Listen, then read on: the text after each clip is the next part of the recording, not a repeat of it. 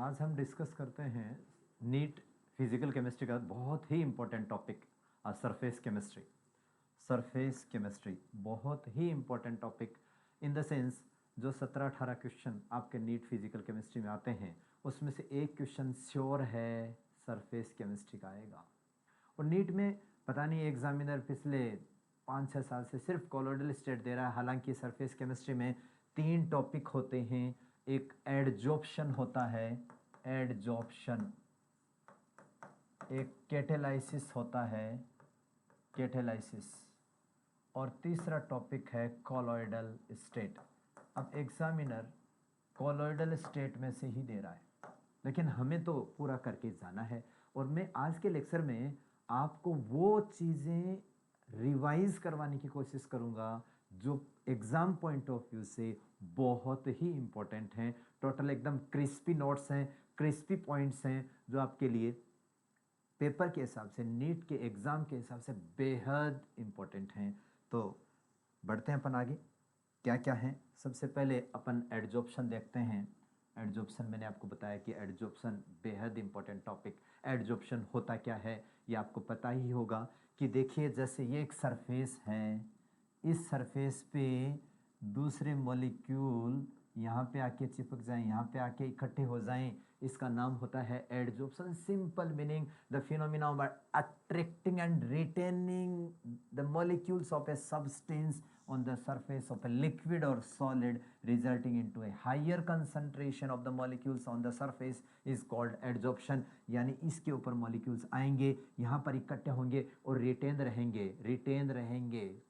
किसकी सरफेस हो सकती है? वो सॉलिड की सरफेस हो सकती है या सरफेस किसकी? लिक्विड की हो सकती है। उसके ऊपर अगर रिटेन रहते हैं मॉलिक्यूल्स तो ये जो पूरा फिनोमिना है उसका नाम क्या होगा? एडजॉर्प्शन होगा। एडजॉर्प्शन कैसा फिनोमिना है? सरफेस फिनोमिना है, ठीक है। तो यहाँ पर 2 वर्ड आते हैं, एक एडजॉर्बेंट आता है और एक एडजॉर्बेट आता है। देखिए मैंने आपको ये डायग्राम से दिख रहा होगा कि इसके अंदर 2, एक तो ये सब्सटेंस है और एक ये है। तो एडजॉर्बेंट क्या होता है और एडजॉर्बेट क्या होता है? The substance on the surface of which adsorption occurs, जिसकी सरफेस पर एडजॉर्प्शन होता है उसका नाम क्या होगा? एडजॉर्बेंट। यानी ये क्या है? एडजॉर्बेंट है। और जिसका एडजॉर्प्शन होता है, जिसका एडजॉर्प्शन होता है उसको क्या बोलेंगे? एडजॉर्बेट बोलेंगे। जिसका एडजॉर्प्शन होता है उसको एडजॉर्बेट बोलेंगे। जैसे चारकोल की सरफेस, चारकोल की सरफेस जो है वो एडजॉर्बेंट है और उसके ऊपर अगर नाइट्रोजन गैस एडजॉर्ब हो रही है, हाइड्रोजन गैस एडजॉर्ब हो रही है तो वो क्या है?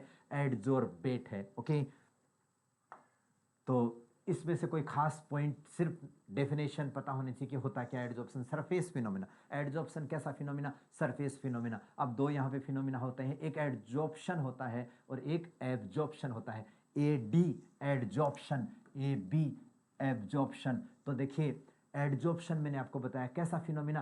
केवल सरफेस पे होगा, केवल सरफेस पे होगा। It is the phenomena of higher concentration of gas और liquid on the surface then in the bulk of the solid. केवल सरफेस पे होगा। और अगर थ्रू आउट द बॉडी, पूरे बल्क के अंदर, जैसे ये कोई है सॉलिड, सॉलिड है, इसके पूरे बल्क के अंदर अगर कंसंट्रेशन इंक्रीज है या कंसंट इकट्ठा हो गया, एक्यूमुलेट हो गया, तो उसको क्या बोलेंगे? एब्जॉर्प्शन बोलेंगे। और अगर केवल सरफेस पे है, केवल सरफेस पे है तो उसको क्या बोलेंगे? एडजॉर्प्शन बोलेंगे। Concentration is the same through out the material. पूरे मटेरियल में अगर कंसंट्रेशन सेम है, पूरे मटेरियल में, जैसे आप एक फॉर्म लीजिए, पानी रखिए और पानी पूरा का पूरा अंदर चला जाएगा। या सिंपल प्रैक्टिकल एग्जांपल बताऊं, देखिए एक तो होता है सिलिका जेल और एक होता है कैल्शियम क्लोराइड। अगर रूम के अंदर ह्यूमिडिटी है, मॉइस्चर है, तो दोनों के रखिए, दोनों ही ह्यूमिडिटी कंट्रोल में काम आते हैं, लेकिन दोनों का कॉन्सेप्ट क्या है? अलग है। कैल्शियम क्लोराइड रखोगे तो पूरा का पूरा गीला हो जाएगा, वो एडजॉर्प्शन होता है। कैल्शियम क्लोराइड पूरा का पूरा गीला हो जाएगा। लेकिन अगर आप सिलिका जेल लोगे, सिलिका जेल लोगे या एल्यूमिनियम जेल लोगे तो केवल उसकी सरफेस गीली होगी। यानी वो क्या कर रहा है? एडजॉर्ब कर रहा है, केवल सरफेस गीली होगी। तो यहां पर 2 बेहद important example, silica gel is the example of adsorption and calcium chloride is the example of absorption. और दोनों ही किस में काम आते हैं? दोनों ही ह्यूमिडिटी कंट्रोल में काम आते हैं। अब देखिए हम यहां पर केवल क्रिस्पी पॉइंट्स डिस्कस करने वाले हैं, बहुत ज़्यादा डिस्कशन नहीं होगा, पूरा कंप्लीट डिस्कशन नहीं होगा। वो डिस्कशन होगा जो आपके नीट के पेपर में छप सकता है, यह इंपॉर्टेंट है। देखिए thermodynamics of the adsorption, thermodynamics of the adsorption, very very important point. Thermodynamics के अकॉर्डिंग क्या होता है, इट इज एक्सोथर्मिक प्रोसेस। कैसा प्रोसेस, एक्सोथर्मिक, तो डेल्टा एच क्या होगा, नेगेटिव। एक्सोथर्मिक प्रोसेस तो डेल्टा एच क्या होगा, नेगेटिव। ये प्रोसेस अपने आप होता है, स्पॉन्टेनियस प्रोसेस है, तो डेल्टा जी क्या होगा, नेगेटिव। आप पढ़ते हो delta G equals to delta H minus T delta S. अब देखिए डेल्टा जी स्पॉन्टेनियस प्रोसेस तो नेगेटिव होगा, स्पॉन्टेनियस प्रोसेस है तो डेल्टा एच नेगेटिव होगा। Delta H okay, delta H exothermic process है तो डेल्टा एच नेगेटिव, और अगर प्रोसेस स्पॉन्टेनियस है तो delta G negative, delta G negative, delta H negative. और देखिए कोई गैस है, उसके मॉलिक्यूल्स घूम रहे हैं, अगर वो किसी की सरफेस पे आके इकट्ठे होंगे तो उनकी रेंडमनेस क्या हो जाएगी, कम हो जाएगी। अगर रेंडमनेस कम हो गई तो entropy decrease, entropy decrease. Very very very important point. Delta G negative, delta H negative और डेल्टा एस भी नेगेटिव, यानी तीनों नेगेटिव हैं। डायरेक्टली स्ट्रेट फॉरवर्ड क्वेश्चन आता है इसका कि which is correct for adsorption, तीनों के तीनों नेगेटिव यानी लेस देन जीरो। वो लेस देन जीरो के टर्म में भी बोल सकता है कि delta H less than zero, delta G less than zero, delta S less than zero, और वो ये भी बोल सकता है कि नेगेटिव है। तो delta H less than zero exothermic, delta G negative spontaneous, और डेल्टा एस नेगेटिव यानी एंट्रोपी डिक्रीजेज इन एडजॉर्प्शन। ओके, बेहद इंपॉर्टेंट पॉइंट। उसके बाद में देखिए जो एडजॉर्प्शन होता है वो दो टाइप का होता है, एक फिजिकल एडजॉर्प्शन और एक केमिकल एडजॉर्प्शन। फिजिकल एडजॉर्प्शन बहुत ही वीक वंडरवाल जो फोर्सेस होते हैं उनकी वजह से होता है। तो कुछ पॉइंट्स हैं जो अपने दिमाग के अंदर फिट कर लेना, इनको डायरेक्ट इनमें से कोई ना कोई स्टेटमेंट दे सकता है, जिसमें से चार स्टेटमेंट दिए हैं, बोल सकता है कि कौन सा करेक्ट है या कौन सा इनकरेक्ट है। देखिए फिजिकल एडजॉर्प्शन किस वजह से होंगे कि यहाँ पर एडजोर्बेट और एडजोर्बेंट के बीच में, एडजोर्बेट और एडजोर्बेंट के बीच में कौन से फोर्स होंगे, weak van der Waals force. Weak van der Waals force है फिजिकल एडजॉर्प्शन होगा, वीक वंडरवाल फोर्स है फिजिकल एडजॉर्प्शन होगा। और अगर स्ट्रॉन्ग केमिकल बॉन्ड बन रहा है तो केमिकल एडजॉर्प्शन होगा, first point. Second point, low heat of adsorption. देखिए एक्सोथर्मिक प्रोसेस है, हीट रिलीज होगा, लेकिन आपको वैल्यू याद रखनी है 20 से 40, 20 से 40, 20 से माइनस आएगा, माइनस तो एक्सोथर्मिक है, -20 से -40 बोल सकते हो, हीट बोले तो 20 से 40 याद रखना। और केमिकल के अंदर क्या होता है, 80 से 240 kilo joule, 80 to 240 kilo joule, ये याद रखना, 80 टू 240। ओके, उसके बाद में टेम्परेचर, वंडरवाल फोर्स हैं, लो टेम्परेचर फेवरेबल होगा क्योंकि हाई टेम्परेचर वंडरवाल फोर्स क्या हो जाएंगे, टूट जाएंगे। तो ये एक्सटेंट ऑफ एडजॉर्प्शन है x/m, और ये क्या है, टेम्परेचर। तो टेम्परेचर ज्यों ज्यों बढ़ेगा एडजॉर्प्शन क्या होगा, कम हो जाएगा। तो लो टेम्परेचर फेवरेबल होगा। यहाँ पर केमिकल बॉन्ड बनना है, केमिकल बॉन्ड बनना है तो लो टेम्परेचर से ये चीज़ फिजिबल नहीं है, तो टेम्परेचर क्या होगा, हाई। यहाँ पर ये ग्राफ डायरेक्टली एग्जाम में पूछा हुआ है, एम्स में पूछा हुआ ग्राफ कि x/m केमिकल एडजॉर्प्शन को कौन सा ग्राफ करता है। देखिए यहाँ पे एनसीईआरटी ने लिखा है कि adsorption increases with increase in temperature, it is यहाँ तक करेक्ट है। उसके बाद में ये देखो इंक्रीज हो रहा है, उसके बाद में वापस क्या हो जाने लगता है, डिक्रीज। अगर आपको दे दिया जाए कि इंक्रीज होता है, बिल्कुल करेक्ट, हाई टेम्परेचर फेवरेबल है, बिल्कुल करेक्ट, किस में, केमिकल एडजॉर्प्शन में। उसके बाद में इट इज रिवर्सिबल, रिवर्सिबल कौन सा होता है, फिजिकल रिवर्सिबल होता है क्योंकि वीक वंडरवाल फोर्स है, और ये केमिकल बॉन्ड बनता है, स्ट्रॉन्ग केमिकल बॉन्ड बनता है, तो कैसा होगा, इरिवर्सिबल होगा। तो रिवर्सिबल और इरिवर्सिबल। उसके बाद में अगर liquefaction of gas, very very very important point, अगर कोई गैस जिसको लिक्विफाई आसानी से कर सकते हैं, वो चाहे केमिकल एडजॉर्प्शन हो चाहे फिजिकल एडजॉर्प्शन हो, दोनों ही ज्यादा होगा। किस पर डिपेंड करेगा, लिक्विफिकेशन ऑफ गैस पर, लिक्विफिकेशन ऑफ गैस पर। जितना आसानी से लिक्विफिकेशन होगा उतना ही आसानी से एडजॉर्प्शन होगा। तो greater the extent of adsorption कैसे होगा, ग्रेटर द वैल्यू ऑफ या ईज ऑफ द लिक्विफाइडनेस या ईज ऑफ लिक्विड, कैसे लिक्विफाई कौन इजी होता है, कैसे देख सकते हो आप, कैसे देख सकते हो, क्रिटिकल टेम्परेचर से। क्रिटिकल टेम्परेचर जितना ज़्यादा होगा लिक्विफिकेशन उतना ही आसान होगा। अगर लिक्विफिकेशन जितना आसान होगा उतना ही फिजिकल चाहे एडजॉर्प्शन चाहे केमिकल एडजॉर्प्शन ईजी होता है। ठीक है, it is specific in nature. देखिए chemical bond weak van der Waals force किसी के बीच में भी हो सकता है, तो स्पेसिफिक नेचर का नहीं होता, जबकि ये हाईली स्पेसिफिक होगा। क्यों?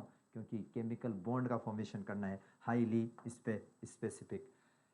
Multi molecular layers, physical adsorption weak van der Waals force है तो मल्टी मॉलिक्यूलर बन सकता है, बहुत सारे मॉलिक्यूल इकट्ठे हो सकते हैं। डायरेक्टली स्ट्रेट फॉरवर्ड आपको मल्टी मॉलिक्यूल याद रखना है। और केमिकल बॉन्ड मोनो मॉलिक्यूलर, एक मॉलिक्यूल अगर आ गया तो दूसरा मॉलिक्यूल उसकी जगह पर नहीं आ सकता, तो यूनी या मोनो मॉलिक्यूलर लेयर बनता है। Extent of adsorption increases with increase in pressure. अब देखिए इसके अंदर एक बहुत important, extent of adsorption increase with pressure. तो प्रेशर जितना ज़्यादा होगा, एक्सटेंट ऑफ एडजॉर्प्शन कितना ज़्यादा हो रहा है, उसका जो टोटल मास लिया है एडजॉर्बेट का, उस पर कितना अमाउंट डिपॉजिट हो रहा है, वो जितना ज़्यादा होगा उसी को एक्सटेंट ऑफ एडजॉर्प्शन ज़्यादा होना बोलते हैं। तो एक्सटेंट ऑफ एडजॉर्प्शन x/m होता है। और x क्या होता है, जो गैस, जैसे मान लो हाइड्रोजन गैस है तो हाइड्रोजन का मास x है और वो चारकोल की सरफेस पे डिपॉजिट हो रहा है या एडजॉर्ब हो रहा है, तो उसको क्या बोलेंगे, m। अब ये बेहद इंपॉर्टेंट पॉइंट, डायरेक्टली पूछा जाने वाला पॉइंट, डायरेक्टली पूछा जाने वाला पॉइंट। तो देखिए बहुत इंपॉर्टेंट पॉइंट है, डायरेक्टली पूछा जा सकता है। डायरेक्टली कैसे? आपको क्रिटिकल टेम्परेचर का कॉन्सेप्ट बताया मैंने। क्रिटिकल टेम्परेचर जितना ज़्यादा होगा उतना ही लिक्विफिकेशन आसान होगा, और लिक्विफिकेशन आसान होगा उतना ही एडजॉर्प्शन ज़्यादा होगा। आपके एनसीईआरटी में डायरेक्ट ये गैसेज दी हुई हैं, SO2 CH4 और हाइड्रोजन, SO2 CH4 और हाइड्रोजन, और लिखा हुआ 1 ग्राम चारकोल पे कौन सी ज़्यादा गैस एडजॉर्ब होगी। तो देखिए क्रिटिकल टेम्परेचर दे रखे हैं, क्रिटिकल 330, 190, 33। तो क्रिटिकल टेम्परेचर SO2 का ज़्यादा है और SO2 का क्रिटिकल टेम्परेचर ज़्यादा है, तो सबसे ज़्यादा एडजॉर्प्शन SO2, फिर CH4 और फिर हाइड्रोजन। अब मान लो क्रिटिकल टेम्परेचर नहीं दे तो क्या करना है? अगर क्रिटिकल टेम्परेचर नहीं दे तो नेचर देखना, ये देखिए पोलर है, अगर पोलर है तो अट्रैक्शन ज़्यादा होगा, अट्रैक्शन ज़्यादा हो तो लिक्विफिकेशन आसान है, और लिक्विफिकेशन आसान है इसका मीनिंग इसका क्रिटिकल टेम्परेचर ज़्यादा है। तो SO2 जिसका लिक्विफिकेशन आसान लिक्विफिकेशन किसका होगा, जिसके बीच में अट्रैक्शन फोर्स ज़्यादा होगा। अट्रैक्शन फोर्स क्या होगा, ज़्यादा। तो ये बेहद important example, direct straight forward पूछा जा सकता है। एनसीईआरटी एग्जाम्पलर में दे रखा है, एनसीईआरटी के अंदर दे रखा है, डायरेक्टली पूछा जा सकता है। SO2 CH4 और हाइड्रोजन तीनों के क्रिटिकल टेम्परेचर हो सकता है दे दें, हो सकता है नहीं दे दें। और आपको चारकोल की सरफेस पे पूछा जा सकता है कि एडजॉर्प्शन सबसे ज़्यादा किसका होगा, या ऑर्डर ऑफ एडजॉर्प्शन क्या होगा। तो SO2 सबसे ज़्यादा, उसके बाद में CH4, फिर हाइड्रोजन होगा। ओके, उसके बाद में ये फ्रेंडलिक एडजॉर्प्शन आइसोथर्म है। इसके अंदर क्या है कि x/m या x/m यानी एक्सटेंट ऑफ एडजॉर्प्शन जो है उसका हम स्टडी करते हैं विद प्रेशर के साथ में एट कांस्टेंट टेम्परेचर, इसलिए नाम है आइसोथर्म। आइसोथर्म का मीनिंग टेम्परेचर क्या होता है, कांस्टेंट। टेम्परेचर क्या है, तो होता है कांस्टेंट, और वेरिएशन किसका देखना है, x/m का। किसके साथ में देखना है, प्रेशर के साथ में, तो इसको बोलते हैं एडजॉर्प्शन आइसोथर्म। तो x/m देखो x/m क्या है, यहाँ पर अगर अपन बात करें, ये x/m ले लेते हैं, ये एक्सटेंट ऑफ एडजॉर्प्शन है, ये x वो अमाउंट है, x ये वो अमाउंट है जो इसकी सरफेस पे क्या हो रहा है, जो इसकी सरफेस पे क्या हो रहा है, डिपॉजिट हो रहा है, जो इसकी सरफेस पे डिपॉजिट हो रहा है। ठीक,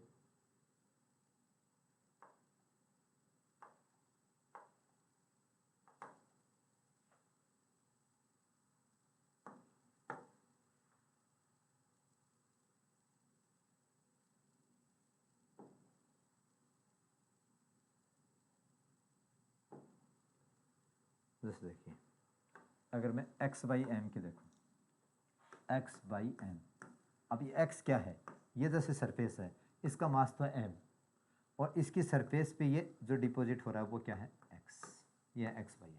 x/m और प्रेशर का ग्राफ बनाएं तो देखिए प्रेशर का ग्राफ क्या है। अगर प्रेशर लो है तो ये ग्राफ कुछ इस टाइप से बनता है, इस टाइप से, ये इस टाइप से ग्राफ बनता है। अगर लो प्रेशर है, यहाँ तक का लो प्रेशर एरिया है, तो x/m directly proportional to p होता है। और यहाँ पर प्रेशर का कोई इफेक्ट नहीं हो रहा है, x/m जो है वो प्रेशर पे डिपेंड नहीं कर रहा है, तो ये हाई प्रेशर वाला एरिया हो गया। और ये मॉडरेट प्रेशर है, तो यहाँ पर x/m प्रोपोर्शनल टू p की पावर 1/n होता है। अब देखो यहाँ पर p की पावर कितना है 1, यहाँ पर p की पावर कितना है 0, तो 1/n का value very very very very important, 1/l का वैल्यू 0 से 1 के बीच में होता है, 0 से 1 के बीच में होता है, 0 से 1 के बीच में होता है। तो ये लो प्रेशर एरिया है, ये हाई प्रेशर एरिया है, और ये मॉडरेट प्रेशर एरिया है। तो इसके अकॉर्डिंग अगर देखें कि x/m directly proportional to p होता है लो प्रेशर पे, तो x/m इक्वल्स टू kp हो जाता है। ये फ्रेंडलिक इक्वेशन है। हाई प्रेशर पे डिपेंड नहीं करता है, तो x/m kp की पावर 0, तो डिपेंड नहीं करता है। और अगर इंटरमीडिएट प्रेशर है तो p की पावर 1/n होता है, p की पावर 1/n। तो इक्वेशन क्या बन गया, x/m equals to k p की पावर 1/n। इस पर न्यूमेरिकल भी आ सकता है। देखो x/m equals to k p की पावर 1/n, ये इक्वेशन है, बेहद इंपॉर्टेंट इक्वेशन है। k का वैल्यू दिया हो सकता है, p का वैल्यू दिया हो सकता है, 1/n गिवन हो सकता है। 1/n का रेंज क्या है, 0 से 1 के बीच में, 0 से 1 के बीच में होगा। तो यहाँ से आप देख सकते हो कि x/m equals to k p की पावर 1/n, ये फ्रेंडलिक इक्वेशन होता है। ओके, उसके बाद में अगर अपन आगे बढ़े, ये देखिए ये ग्राफ किस में है, log x/m और log p। देखिए x/m equals to k p की पावर 1/n, ये इक्वेशन है, ये इक्वेशन है। ओके, ये इक्वेशन आपको दे रखा है।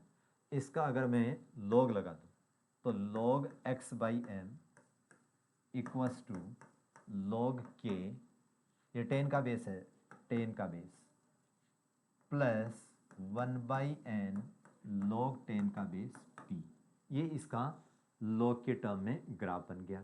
अब देखो log x/m ये रहा और ये log p में रहा, तो log p ये रहा और log x/m ये रहा, ये ग्राफ है। अब देखिए ये ग्राफ स्ट्रेट लाइन इक्वेशन बन रहा है, straight line, direct straight line बन रहा है। तो स्ट्रेट लाइन अगर ग्राफ बन रहा है तो हम आराम से इसको बता सकते हैं कि देखो ये log x/m y एक्सिस पर है, ये x एक्सिस पर है, तो स्लोप 1/n पॉजिटिव हो गया, और log के इंटरसेप्ट, तो ये इंटरसेप्ट हो गया ये वाला इतना, ये ग्राफ इस टाइप से जा रहा है, तो ये इंटरसेप्ट क्या हो गया log के, और स्लोप कितना हो गया 1/n, स्लोप कितना हो गया 1/n। यहाँ से बहुत इंपॉर्टेंट पॉइंट सुनना क्या पॉइंट है, ये ट्राइंगल एनसीईआरटी में ऐसा का ऐसा बना के दिया हुआ है ऐसे, ठीक है, और यहाँ पे b लिखा हुआ है और यहाँ पे a लिखा हुआ है, ठीक है। अब ये क्या है, tan theta equals to b/a ही तो होगा, और जो स्लोप होता है वो tan थीटा के इक्वल ही तो होता है, स्लोप tan थीटा के इक्वल होता है, और tan थीटा कितना b/a। अब जेई मेन में क्वेश्चन पूछा गया b, यहाँ पर यही डायग्राम सेम दे दिया और b का वैल्यू दे दिया और a का वैल्यू दे दिया कि इसका वैल्यू 2 है, इसका वैल्यू 3 है, तो 1/n का वैल्यू क्या होगा, तो 1/n का वैल्यू 2/3 हो गया, 2/3 बना सकते हैं आराम से इक्वेशन। तो जो b और a, ये याद रखना एनसीईआरटी का डायरेक्ट स्ट्रेट फॉरवर्ड ग्राफ है, जेई मेन ने पूछा है, नीट में आ सकता है। तो b और a, तो 1/n का वैल्यू b/a के इक्वल होगा, 1/n का वैल्यू b/a के इक्वल होगा। ओके, तो डायरेक्ट स्ट्रेट फॉरवर्ड इससे क्वेश्चन बन सकता है। उसके बाद देखिए ये बेहद इंपॉर्टेंट, एनसीईआरटी ने ग्राफ दे रखे हैं लेकिन उसने टेम्परेचर लिखा हुआ है, हमने टेम्परेचर हटा दिया और T1 T2 T3 के टर्म में लिख दिया। अब देखिए अब आपको ये ग्राफ दे करके टेम्परेचर का ऑर्डर पूछा जा सकता है, जेई में पूछा जा चुका, ऑर्डर पूछा जा सकता है।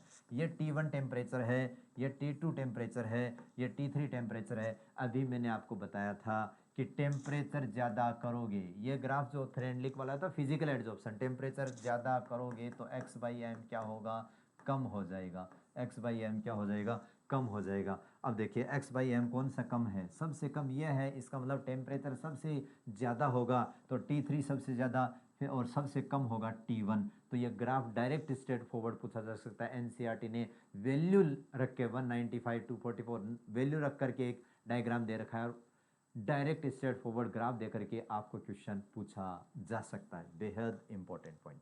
ओके, उसके बाद में अगर ये बात हुई, अभी तक गैस का एड्जॉर्प्शन होता है सॉलिड सरफेस पे, अगर सॉल्यूशन का जिक्र आ जाए तो कुछ चेंज नहीं करना, जहाँ जहाँ पे प्रेशर आया था वहाँ पे क्या कर देना, कंसंट्रेशन। तो x/m इक्वल्स टू के सी की पावर 1 आता है, तो सी यहाँ पर क्या है, कंसंट्रेशन। आज तक कभी इस पॉइंट से कोई क्वेश्चन नहीं आया, ज़्यादा स्ट्रेस देने की आवश्यकता नहीं है। ओके, उसके बाद में अप्लीकेशंस ऑफ एड्जॉर्प्शन। अप्लीकेशंस में देखिए आपको डायरेक्ट स्ट्रेट फॉरवर्ड याद रखने हैं, मैं बहुत ज़्यादा डिटेल में नहीं जाऊँगा।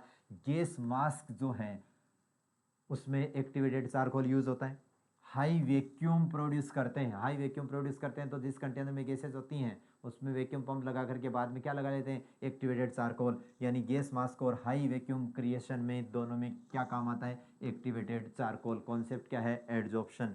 ह्यूमिडिटी कंट्रोल में सिलिका और एल्यूमिनियम जेल, थोड़ी देर पहले भी बताया था, सिलिका और एल्यूमिनियम जेल काम में आता है, सिलिका और एल्यूमिनियम जेल काम में आता है, थोड़ी देर पहले भी मैंने बताया था। हेट्रोजेनस कैटालिसिस, हेट्रोजेनस कैटालिसिस का मीनिंग कि अगर रिएक्टेंट प्रोडक्ट और कैटलिस्ट का फिजिकल स्टेट अलग अलग हो तो उसको क्या बोलते हैं, हेट्रोजेनस कैटालिसिस। जैसे मान लो ये आयरन की सरफेस है, Fe की सरफेस है, Fe is a solid, Fe is a catalyst in this Haber process, और नाइट्रोजन अगर हाइड्रोजन यहाँ पर एडजॉर्ब होती हैं तो यह कौन सा कैटालिसिस होगा, हेट्रोजेनस कैटालिसिस होगा। तो होता क्या है यहाँ पर, पहले गैसेज आएंगी तो डिफ्यूजन, उसके बाद फिजिकल एड्जॉर्प्शन, फिर केमिकल एड्जॉर्प्शन, रिएक्शन होती है, उसके बाद में वो जो एड्जॉर्ब हुआ था वो हटता है, उसको डिसॉर्प्शन बोलते हैं, डिसॉर्प्शन। तो पहले एड्जॉर्प्शन, फिर एड्जॉर्प्शन कौन सा, पहले तो डिफ्यूजन, फर्स्ट क्या है डिफ्यूजन, उसके बाद में डिफ्यूजन के बाद में क्या होगा, एड्जॉर्प्शन, एड्जॉर्प्शन के बाद में वहाँ पर रिएक्शन होगी, फिर वापस हटेंगे प्रोडक्ट तो उसको डिसऑप्शन बोलेंगे, और फिर वापस वो डिफ्यूज हो जाएंगे। Heterogeneous catalysis is the example of adsorption. और आपको सबसे इंपॉर्टेंट जो यहाँ पर दो एप्लीकेशन है, डायरेक्टली नाम याद रखने, chromatography and froth flotation method. Chromatography and froth flotation method दोनों ही किस पर बेस्ड हैं, एड्जॉर्प्शन पर बेस्ड है। बेहद इंपॉर्टेंट पॉइंट, क्रोमेटोग्राफी और फ्रोथ फ्लोटेशन मेथड दोनों ही किस पर बेस्ड हैं, एड्जॉर्प्शन पर बेस्ड हैं। दोनों किस पर बेस्ड हैं, एड्जॉर्प्शन पर बेस्ड हैं। ओके, उसके बाद में कैटालिसिस आता है। कैटालिसिस दो टाइप का है, होमोजेनस, होमोजेनस का मीनिंग है कैटलिस्ट और रिएक्टेंट इनका फिजिकल स्टेट क्या हो, सेम हो। देखिए SO2 से SO3 बन रहा है, NO गैस कैटलिस्ट है, ये एस्टर दे रखा है, उससे HCl की रिएक्शन करवा रहे हैं, ठीक है, और हाइड्रोलिसिस है, ये CH3OH बन रहा है और CH3COOH बन रहा है। तो दोनों केस के अंदर ये लिक्विड कैटलिस्ट है। और अगर हम H2SO4 की प्रेजेंस में अगर सुक्रोस से ग्लूकोज और फ्रुक्टोज बनाते हैं तो ये तीनों एग्जाम्पल एनसीईआरटी के एग्जाम्पल हैं।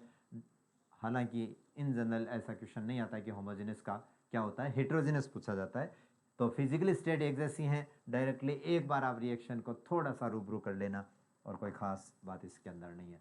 हेट्रोजेनस कैटालिसिस, जब कैटलिस्ट का फिजिकल स्टेट अलग होता है, ये डायरेक्टली ये जो चार इक्वेशन आपको दे रखे हैं, SO3 से SO2 से SO3 बन रहा है, SO2 से SO3 बन रहा है, प्लेटिनम कैटलिस्ट है, यहाँ पर ये प्लेटिनम सॉलिड है, प्रोसेस का नाम कॉन्टैक्ट प्रोसेस। हेबर प्रोसेस आप सब जानते हैं, Fe कैटलिस्ट होता है हेबर प्रोसेस, और NH3 से NO बनता है, ये HNO3 का प्रोसेस है, HNO3 ऑस्टवाल्ड प्रोसेस होता है। और उसके बाद में वेजिटेबल ऑयल्स लिक्विड होते हैं और निकल कैटलिस्ट वो सॉलिड होता है। तो ये डायरेक्टली ये तीनों इक्वेशन, तीन equation, contact process, Haber process और ऑस्टवाल्ड प्रोसेस, जेई मेन ने पूछे हुए हैं कि कौन सा प्रोसेस हेटेरोजेनस कैटालिसिस में नहीं आता है। तो ये तीन प्रोसेस थे, तो तीनों तो आते हैं। तो आप ये याद रख लेना कि तीनों आते हैं। उसके बाद में वेजिटेबल ऑयल्स का जो हाइड्रोजनेशन होता है वो भी कैसा है, हेटेरोजेनस कैटालिसिस है, हेटेरोजेनस कैटालिसिस है। ओके। उसके बाद में प्रोमोटर और एक्टिवेटर। प्रोमोटर क्या होते हैं, जो कैटलिस्ट की एक्टिविटी को एनहेंस कर देते हैं। तो substance which themselves are no catalyst but it presence increases the catalytic activity, catalyst की एक्टिविटी को एनहेंस कर देते हैं। जैसे ये प्रोसेस, ये डायरेक्टली पूछा जाता है क्वेश्चन। हेबर प्रोसेस है, उसके अंदर एफ ही तो क्या होता है, कैटलिस्ट होता है, और मोलिब्डेनम क्या होता है, प्रोमोटर। मोलिब्डेनम क्या होता है, प्रोमोटर। तो प्रोमोटर क्या करता है, एक्टिव साइट्स इंक्रीज कर देता है, एक्टिव साइट्स क्या कर देता है, इंक्रीज कर देता है कैटलिस्ट। ओके। उसके बाद में adsorption theory of heterogeneous catalysis. Adsorption theory के सभी पॉइंट मैं आपको बता चुका हूँ। सबसे पहले क्या होता है, डिफ्यूजन होता है, उसके बाद में एडजॉर्प्शन होता है, उसके बाद में एक्टिवेटेड इंटरमीडिएट बनता है, फिर फॉर्मेशन ऑफ रिएक्शंस अभी थोड़ी देर पहले बताया था, प्रोडक्ट बनते हैं, और प्रोडक्ट के बाद में यहाँ पर डिसॉर्प्शन होता है। उसके बाद में क्या होता है, डिसॉर्प्शन, और डिसॉर्प्शन होने के बाद में यानी वहाँ से हटते हैं, और वहाँ से हटने के बाद में क्या हो जाता है, डिफ्यूजन। तो डिफ्यूजन से पहले क्या होता है, डिसॉर्प्शन होता है। डिफ्यूजन से पहले क्या होता है, डिसॉर्प्शन। इसके अंदर एक इंपॉर्टेंट पॉइंट है, एक इंपॉर्टेंट पॉइंट है यहाँ पर, जियोलाइट्स। जियोलाइट, जियोलाइट क्या होता है, जियोलाइट क्या होते हैं, ये पहली बात बहुत इंपॉर्टेंट पॉइंट, जो तीन पॉइंट बता रहा हूँ वो याद रख लेना। Safe selective catalysis, safe selective catalysis, safe selective catalysis का एग्जांपल है जियोलाइट। उसके बाद में दूसरा पॉइंट ये होते क्या हैं, 3D एल्यूमिनो सिलिकेट होते हैं, 3D एल्यूमिनो सिलिकेट होते हैं, 3D एल्यूमिनो सिलिकेट होते हैं, 3D एल्यूमिनो सिलिकेट होते हैं। और एक है ZSM5, ये इसका एग्जाम्पल है, ZSM5 इसका एग्जाम्पल है, किसका, जियोलाइट का। किसका एग्जाम्पल, जियोलाइट का। ये आपको डायरेक्टली याद रखना है, ये पेट्रोलियम इंडस्ट्री में काम आता है, पेट्रोलियम इंडस्ट्री में काम आता है, याद रखना है। ZSM5 is the example of zeolite. Okay. उसके बाद में next and last point, colloid. Last point है सरफेस केमिस्ट्री का, कोलॉइड। तो कोलॉइड, कोलॉइड हेटेरोजेनस सिस्टम होता है, हेटेरोजेनस सिस्टम होता है, हेटेरोजेनस सिस्टम होता है। तो इसमें दो पार्ट हैं, एक डीपी डिस्पर्स्ड फेज और एक डीएम डिस्पर्सन मीडियम। जो ट्रू सॉल्यूशन में सोल्यूट और सॉल्वेंट होते हैं ना, उसकी जगह ये डीपी और डीएम होते हैं, यानी सोल्यूट की जगह डीपी और सॉल्वेंट की जगह डीएम। तो दोनों को मिला दिया जाए तो क्या बन जाता है, कोलोइडल सॉल्यूशन। जैसे मान लो गोल्ड का सोल है, तो उसके अंदर गोल्ड जो है वो तो डीपी है, और जो वाटर है वो क्या है, डीएम है। और ये बेहद important point, particle size, particle size very very very important, particle size very very very very important है। पार्टिकल साइज 1 नैनोमीटर से 1000 नैनोमीटर, 1 नैनोमीटर से 1000 नैनोमीटर आपको याद रखना है। और यहाँ से ये एक कोलोइड का वॉल्यूम और सॉल्यूशन का वॉल्यूम, ट्रू सॉल्यूशन, ये JEE के अंदर पूछा हुआ क्वेश्चन है कि वॉल्यूम का रेशियो क्या होगा। कोलोइड का वॉल्यूम इसको VC से लिखा था और सॉल्यूशन का वॉल्यूम VS से लिखा था। तो हम यही रेंज रख करके जब इसको सोल्व करते हैं तो ये 10⁻³ आता है। डायरेक्टली आप भी याद रख लेना, सीधा निकाल सकते हैं। तो यानी कोलोइडल पार्टिकल का जो वॉल्यूम है तो वो 1000 टाइम्स होता है in comparison to true solution, in comparison to true solution, in comparison to true solution. उसके बाद में कोलोइडल का क्लासिफिकेशन, क्लासिफिकेशन देखिए 3 टाइप से किया हुआ है, और क्लासिफिकेशन आपको पूछा जाने लग गया इस बार, जेई मेन में भी पूछा है, 2016 के अंदर नीट में भी पूछा हुआ है, तो आपको पता होना चाहिए। क्लासिफिकेशन एग्जाम्पल से ध्यान रखना है, एग्जाम्पल के अकॉर्डिंग आपको ध्यान रखना है। जैसे कलर्ड ग्लास, ग्लास किससे बना होता है, सॉलिड होता है, तो डीपी भी सॉलिड होता है और डीएम भी सॉलिड होता है। जैसे पेंट्स और सेल फ्लूइड्स होते हैं, तो उसके अंदर फ्लूइड्स हैं तो इसके मीनिंग लिक्विड ज़्यादा होगा और सॉलिड क्या होगा, कम होगा। ऐसे ही स्मोक और डस्ट, स्मोक एरोसोल होता है, यानी एयर यानी गैस ज़्यादा होती है, सॉलिड क्या होता है, कम होता है। उसके बाद में जेलीज और चीज़ अगर की अपन बात करें तो जेलीज के अंदर लिक्विड क्या होता है, कम होता है, और सॉलिड क्या होता है, ज़्यादा होता है। उसके बाद वेरी वेरी इंपॉर्टेंट इमल्सन।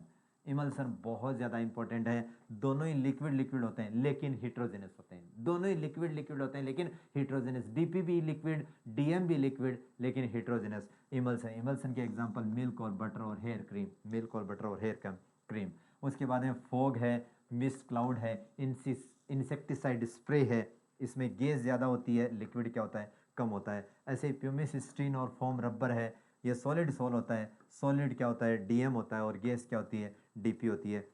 ऐसे फ्रोथ है, व्हिप्ड क्रीम है, सॉफ्ट लेदर है, साबुन के जो झाग हैं वो, उसके अंदर डीपी होता है गैस और डीएम होता है लिक्विड। ये सिंपल सा क्लासिफिकेशन है जो एक बार आप तरीके से थोड़ा सा एग्जांपल के अकॉर्डिंग पूछ लेंगे तो एग्जांपल इन जनरल यही पूछे जाते हैं। Emulsion is the very important, सबसे ज़्यादा इंपॉर्टेंट। ओके, उसके बाद में अगर अपन बात करें तो सेकंड क्लासिफिकेशन जो है वो जो डीपी और डीएम के बीच जो पार्टिकल हैं उन पर बेस्ड होता है।